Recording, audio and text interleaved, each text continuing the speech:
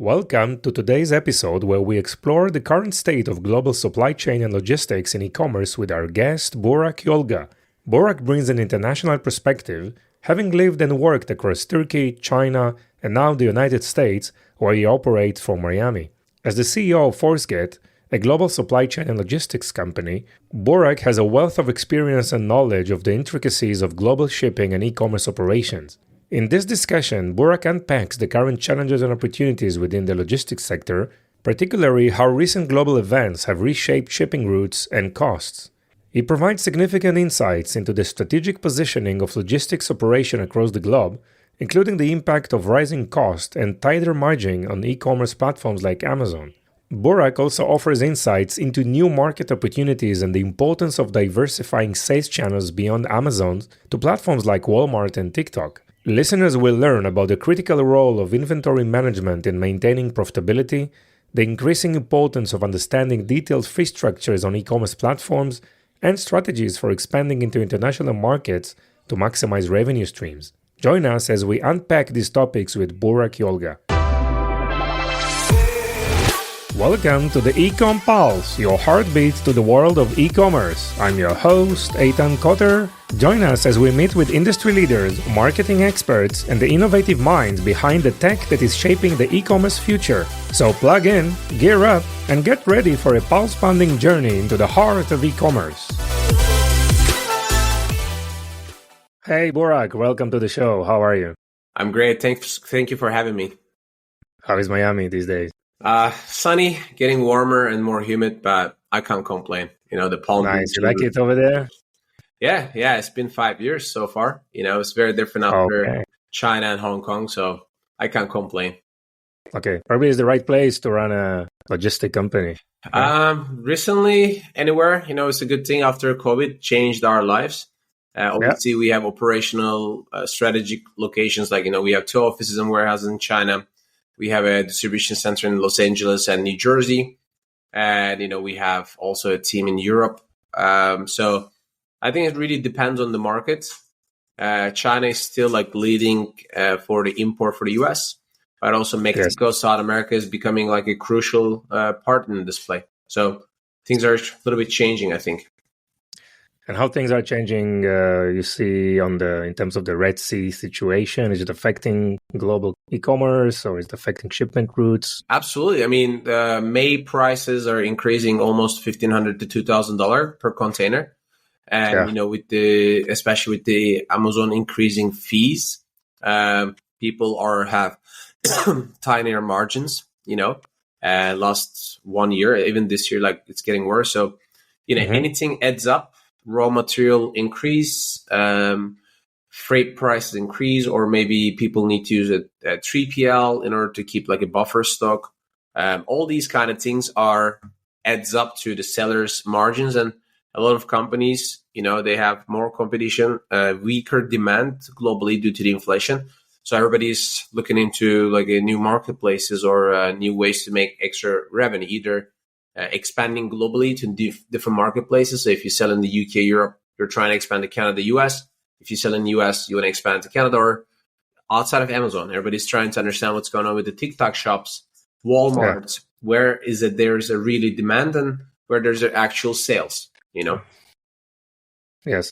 So if you need to analyze the increased costs, maybe compared to maybe 18 months ago, right? What are your thoughts in terms of the percentage-wise? It's actually a really great question. Recently, PPC plus FBA fees are roughly 43 to 45% of the total sales amount. So it's really huge. Last year, it was more about 32 to 35. And very interesting, 2021, 2022, 2020, 2021, it was 19 to 22 cents. So you're looking at pretty much doubling the cost of selling. Yes, and there are real numbers. I was creating a presentation the other day. But what's interesting? 2020, Amazon was losing $2.5 billion annually. So now they're making almost $4 to $5 billion profit. So they don't want to lose money. You can understand that. But then they're losing the sellers.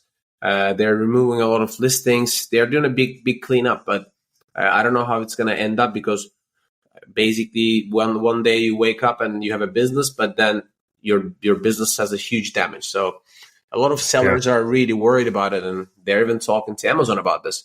But Amazon actually increased some of the fees. Now they even took it back. They're like, okay, we're not going to increase this cost, because they got so much actually reaction from the sellers. Yes. So Amazon obviously increased their commission, but also increased the cost of advertising. I mean, CPCs are very expensive. I mean, CPCs crazy increase. They, what is funny is 3 years ago, Amazon has like 3 or 4 different fees. Now they have 7 or 8 different fees. So it's not like they increase the fees, but they keep adding the new fees. Another one is the 2 crazy ones, the low placement fee, low inventory fee. So if you don't keep enough inventory in the Amazon FBA between 30 to 90 days, then Amazon is charging you for the average sales of that 3 months, which you don't keep in inventory. Actually, it's crazy. And the second thing is the FC transfer. So it's like a placement fee. Amazon distributes each delivery to 40 to 50 different fulfillment centers. And now they're charging you for this internal fulfillment center transfer. So which they used to do that free. And so, it's like a big, big cost for the sellers. Yes. It seems that you need maybe 40-50% gross margin just to keep up with the cost of advertising and shipment. It's almost impossible, because all the manufacturers now selling in Amazon directly. 3-4 years ago, anyone could just like order a product from Alibaba for like $7-8, do some markup and sell it. Like, it's impossible. The game has changed. If you're very strong financially, if you really know your numbers, like, you need to understand the inventory, forecasting, and all sort of things. So then, yes, you can actually survive in this game. Otherwise, it's very, very difficult. So private labeling is dead? Dropshipping is dead? What do you think? I mean, I don't think private label will never be dead, because most of the companies, what they do is they kind of trying to do, like, what Amazon is also encourages you to do is expand to different marketplaces. 3 years ago, you didn't know that who actually works on Amazon. Like, you were thinking like, okay, ghosts are running the Amazon. You don't know who's the account manager and everything. It has changed now. The account managers are going to the big companies' offices. They want you to expand to Canada. We work with Amazon Canada directly. What they do is, if there's a big brand selling on Amazon US, they basically reach out to them. They're saying that, hey, look, your product looks like very suitable for Amazon Canada. Can you, do you want to expand it? And then they're like, okay, go work with ForceGate to register your company in Canada, or custom clearance, door-to-door deliveries. Same team with the Europe team, UK team. They're working on a lot of projects right now in the LATAM. Like, Amazon is investing a lot of money to Brazil, like Peru, Chile. So they kind of want to create like a fulfillment centers in those locations. They want to do like a drop shipping with them. Maybe they're going to buy like a local businesses, local e-commerce stores to expand those places, which is like a kind of lower cost, but there's a big revenue for them. So Amazon's strategy is also changing. Like, they don't want any more small sellers. They want to have the brands, because then the real danger already entered the market, like Shein, Temu, AliExpress have always been one of the like cheap drop shipping companies. So Amazon don't want to compete with those companies. Amazon don't want to have like a really cheap products, I think, because like no one can compete. I mean, imagine you're a family of like, you have 3 kids, you're a low income, maybe family, or like a mid income, and you have 3 kids. If you buy like 6-pack of socks on Amazon, it's like $19 versus in Temu, you can order for like $6.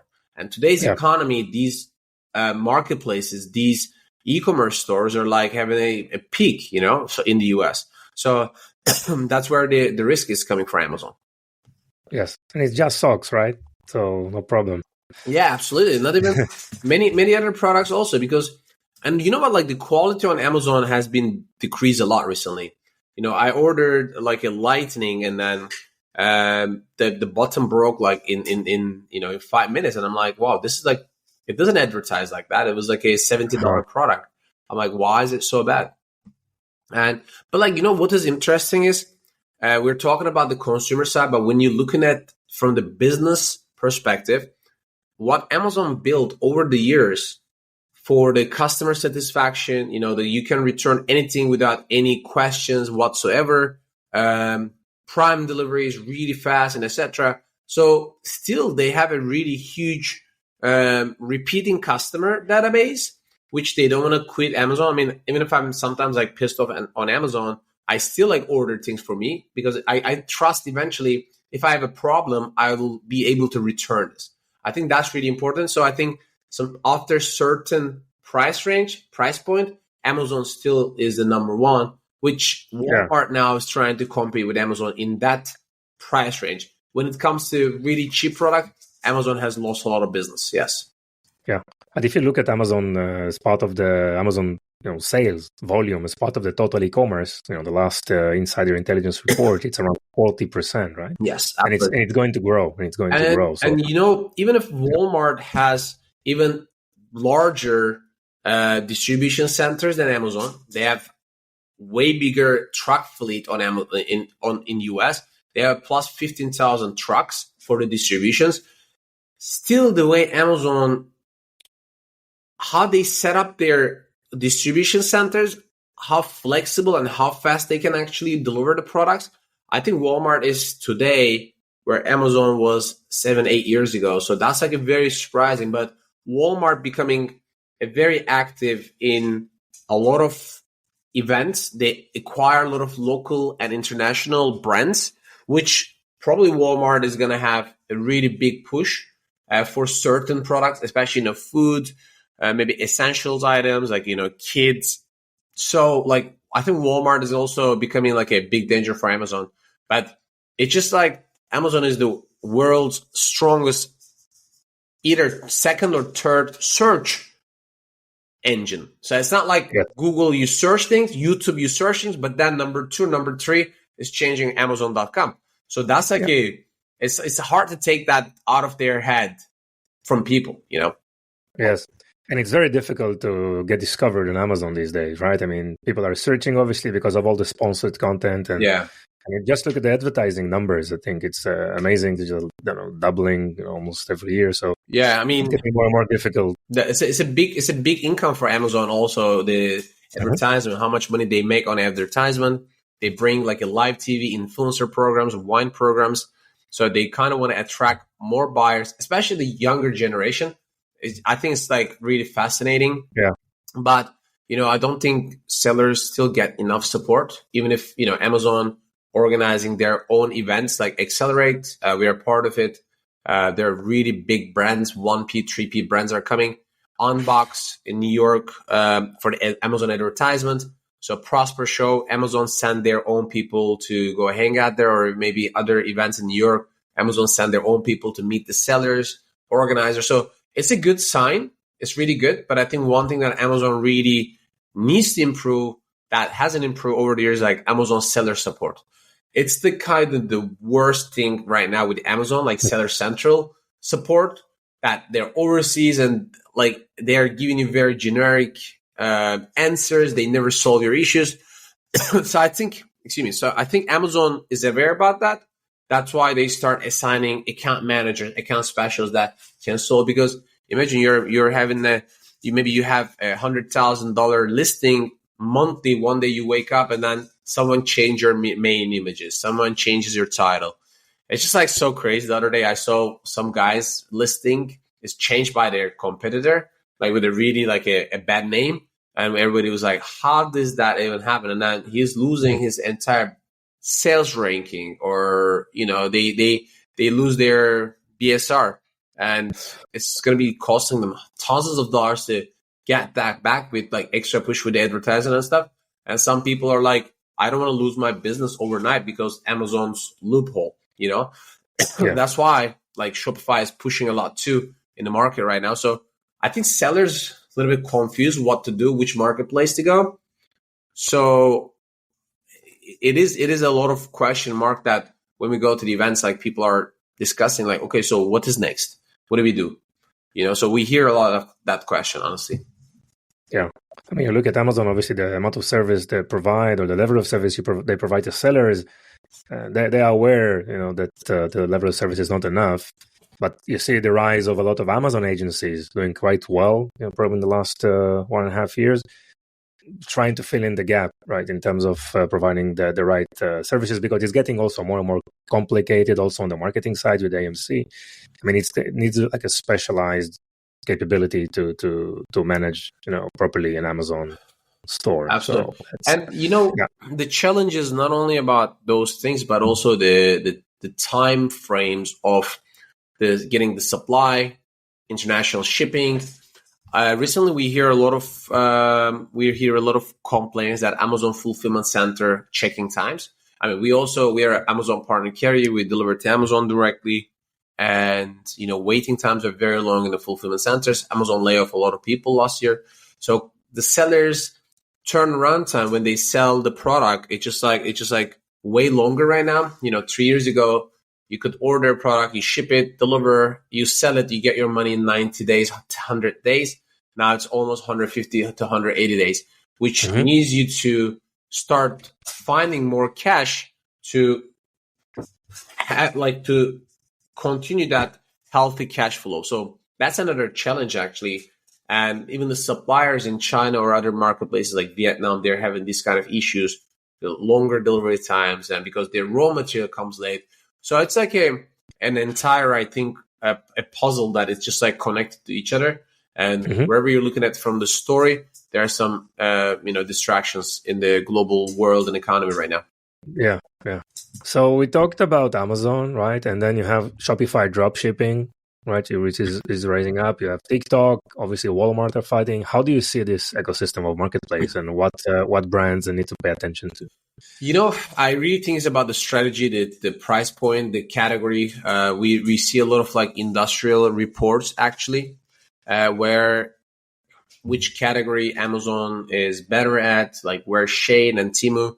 But definitely there's one actually loophole when these really cheap e-commerce dropshipping companies are sending products to US. US Custom has the rule of if you're importing a product less than $800, you don't pay tax and duties. So this is a huge advantage, but it's not very fair advantage in my opinion for companies who import containers or worth of bigger products to the United States and then pay the tax and duties. Maybe some of the like kids items, they have 30% almost duty and tax in the US.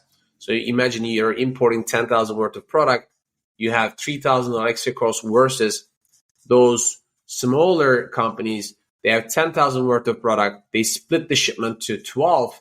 So their each invoice is below $800. They don't pay this. So there are like a lot of things that could be avoided or could be done different way by the sellers or like in different marketplaces as a strategy. And the e-commerce is growing so fast that they can't even block this right now. So sorry. And my dog is like trying to join the interview. So it's like, so every marketplace has its own advantage, but as we talk a little bit about like where Amazon is standing, it's going to be still big for big brands because they know that they have the revenue, they have the volume. Amazon is losing a little bit on that, but I think that's also their strategy. I think they want to be a little bit more higher end product marketplace. That's what they tell also in the in their events, their account representative.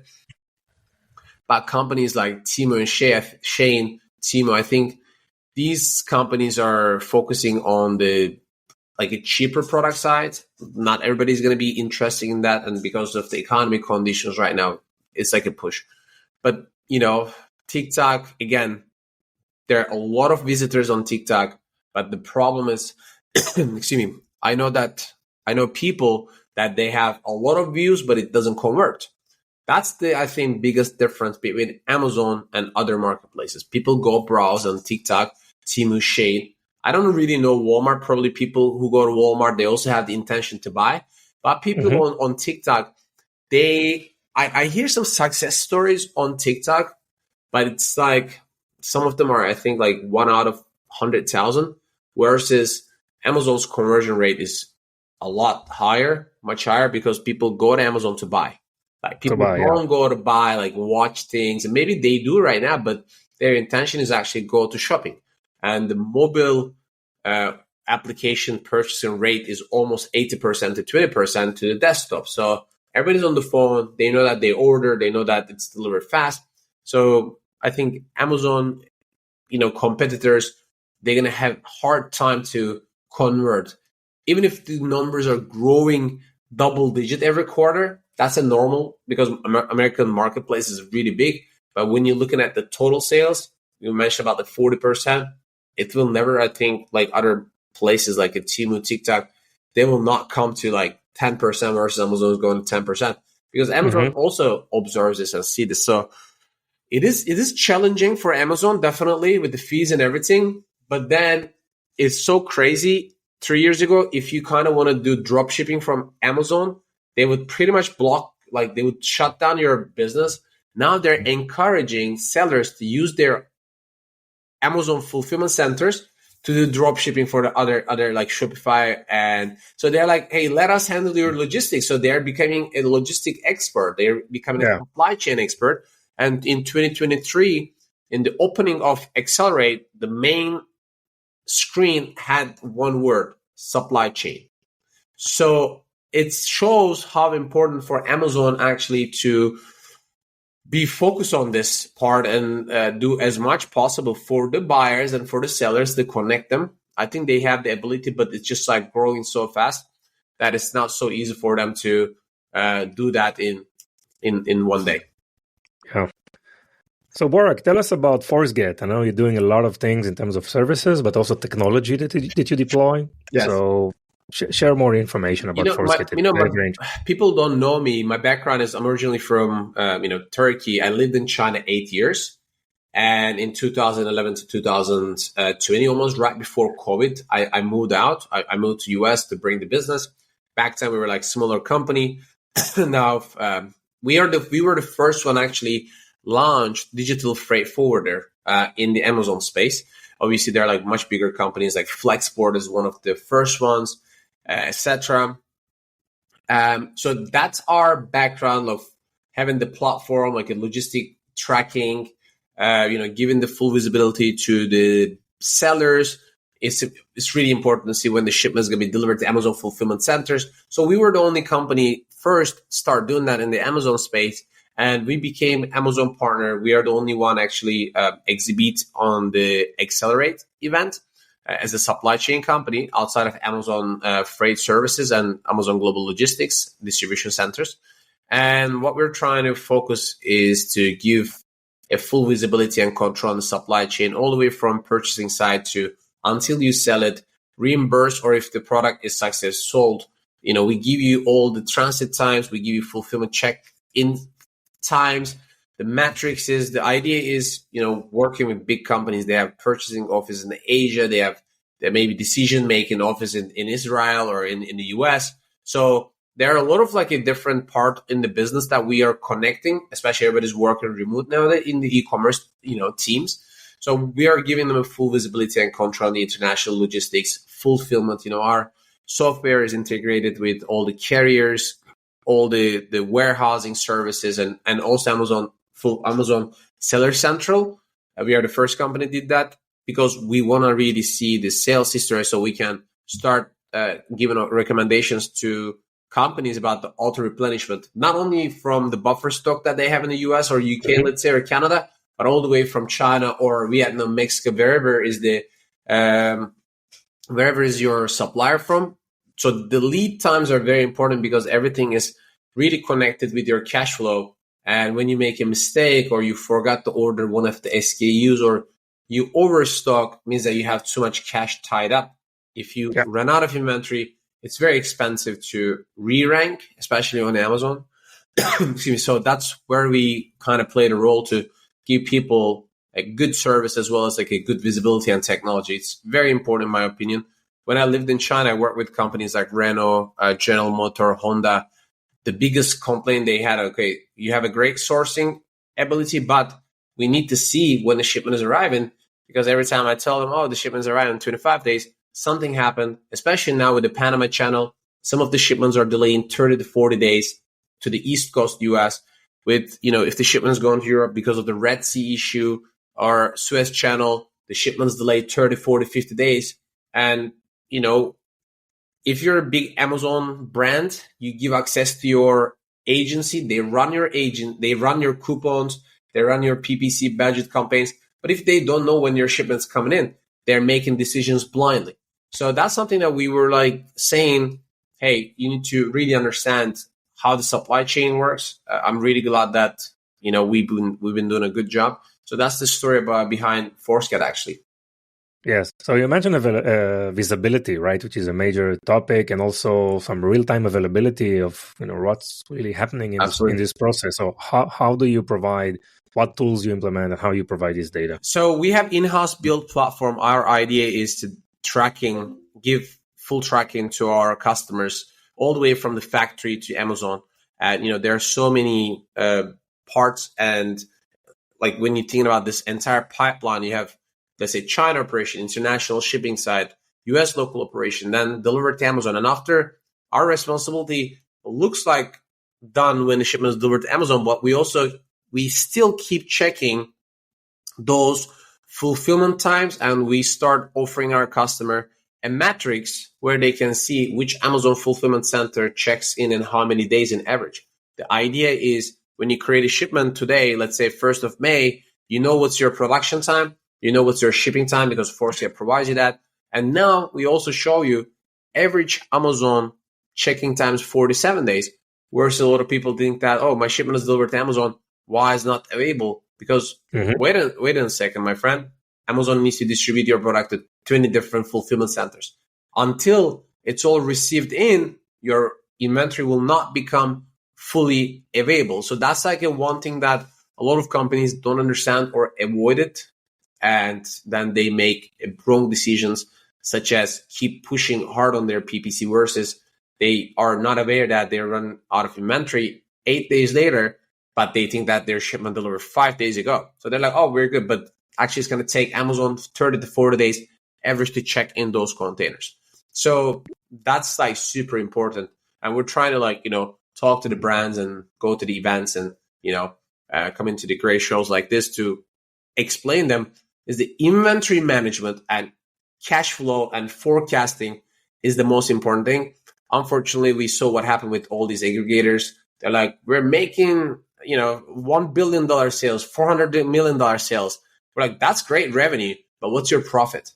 So I think the word in 2023, 2024 is the profitability. Do you make profit or you lose money? If you lose money, the money is too expensive. You can't really get any more funding from other people, the VCs, whoever, the banks. Unfortunately, you're going to be out of business. So the big companies did such a big mistake. So I think brands, smaller companies are becoming a little bit more aware of the situation right now. Yeah, so obviously profitability is really a hot topic for anyone these days, right? So, and anything around logistics, supply chains, has any improvement or optimization over there has a direct impact on your bottom line, right? So what are some of the tips that you can provide to help brands optimize or even minimize their cost of shipment and warehousing? I think it's the first thing to understand is the new Amazon fees. I think that's really important because Amazon is hardly pushing about using Amazon Global Logistics, AWD, but you really need to understand the cost because Amazon is also offering you auto replenishment from their Amazon warehouse distributions. But it's the Amazon warehouse distribution prices is very fair compared to the FBA fees. But then if Amazon is shipping too many items to FBA, which in their opinion, that's fair to do it, but then you will be paying maybe 3 times more than you would pay to a regular 3PL. So brands need to be very careful about their cost and understand their business reports. I know that there are a lot of people are good at what customer wants, they're good at marketing, they're good at a listing optimization, but they're not good at numbers. I think 2024, if you want to make money, you really need to understand what where Amazon is charging. You need to break it down. You need to download your business reports to see it. Like otherwise, really nothing else is gonna help you. It doesn't matter how much you have a grow, because eventually almost 4 to 5% of your sales price is going to Amazon. So if you're selling $100 product, it means that you're gonna only have $55. So if you're sourcing this product for $35, and then all the other costs like logistics, custom, etc., and if you have like $10, it means that your return on investment is only 10%, which is very hard to keep up with it. If you are selling an expensive product, it's great. If you're selling a product $25 to $30, companies are having a very, very tiny margins. And I know that so many companies just exit some of the products that they don't make money, but they're burning money. It's unfortunately sad. Yes, I hear a lot of brands, getting rid of non-profitable SKUs, right? Because they feel it's, they need to focus on this, make the strong stronger. Yeah. So that's an area, and what we see also. I mean, every aspect of the business is getting more and more complex, and like those niche or expertise that are required, whether it's supply chain or on the marketing side, operations, support, technology platforms, right? So get the experts that can help you with optimizing your supply chains and inventories and warehousing. Work with their agencies, and again, you can work with Burak as well, right? With ForceGate, I mean, it can help you a lot.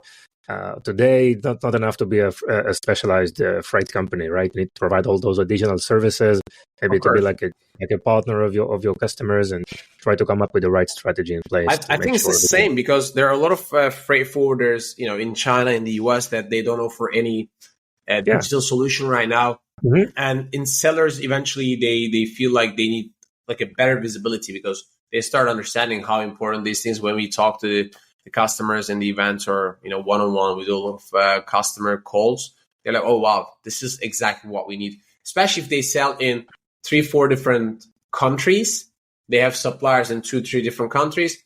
They might have active 10 to 12 shipments, and they have, let's say, 50 SKU in total. It's a mess to track them on the Excel, which is coming when, versus you can just like log into a platform like us, and you see when the shipment is arriving, and you can also look at the history, how many cartons you shipped, what was your landing cost. It's very hard to like track and calculate these costs like manually. So that's why we offer this kind of solution. Yes. Great, Burak. So we are now with the fun part of the episode. We would love to hear a fun fact about you. That was an interesting story. I think that's when I decided to move to China. I didn't know the language. I went there only for 6 months for an internship, but then I decided to stay longer. And generally every time I try to take a taxi to where I live, the taxi driver wouldn't understand, so we would kind of stare at each other like 10 minutes until I pronunciate it well. Because back then I didn't have an iPhone. I had the only like BlackBerry. It was just kind of useless.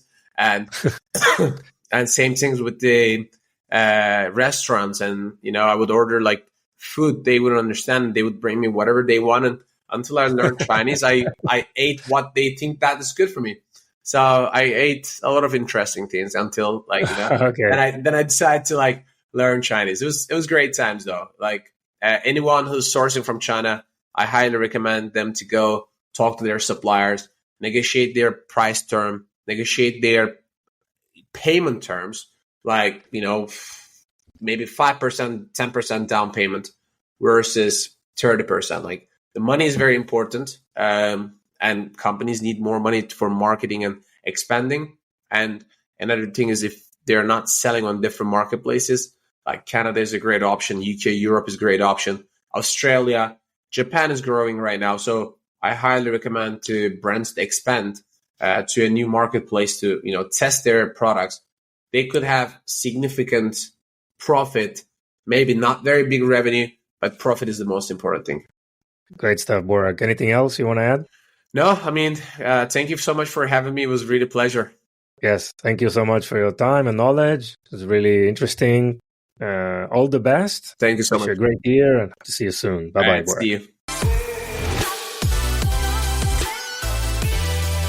Thank you for joining us on this episode. Your support means the world to us. If today's episode has been insightful for you, consider sharing it with someone who would also benefit. Even one share can make a big difference. Looking to elevate your e-commerce game?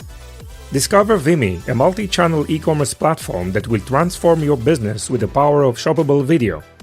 Visit us at vimy.net to learn more. It's Vimy, VIMMI.net. Thank you for being part of our journey. Stay tuned for more invaluable insights in our next episode.